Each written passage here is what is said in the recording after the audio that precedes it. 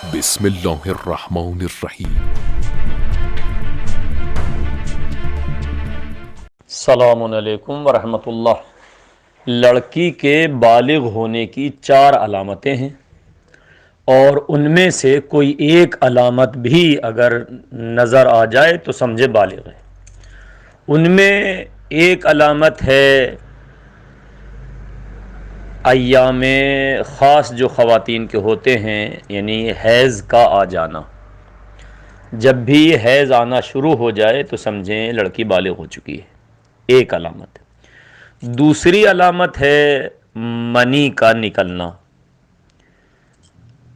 اگرچہ یہ دوسری علامت لڑکیوں میں کم ہوتی ہے، مگر آج کل کے بہرحال سوشل میڈیا نے اس طرح گندی تربیت شروع کر دی ہے کہ جس سے ممکن ہے یہ بھی ہو، لیکن یہ بھی ایک علامت ہے۔ تیسری علامت ہے زیر ناف بالوں کا نکلنا۔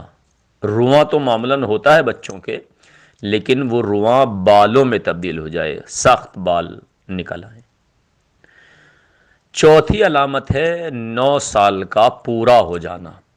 معمولاً ابتدائی 3 علامتیں آج کل کے ماحول میں جو غذا چل رہی ہے بچوں کی، اس پر یہ نہیں ہو پاتے کہ 9 سال کی بچی کے اندر یہ علامت پائی جائیں، مثلاً حیض آنا شروع ہو جائے، یا منی نکلنے لگے، آنے لگے، یا بال اگائیں۔